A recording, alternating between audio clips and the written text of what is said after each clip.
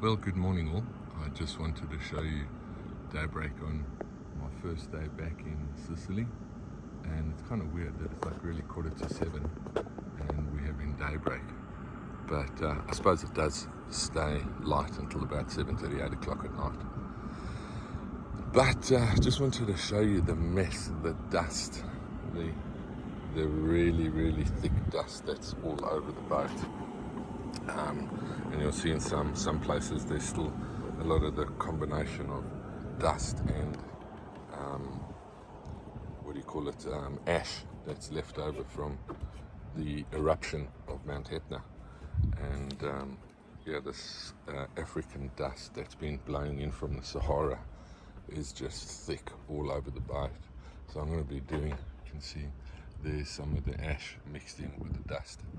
You can see how thick it is on the clears, but really messy. So a lot of work to be done for the first couple of days, getting all this mess off.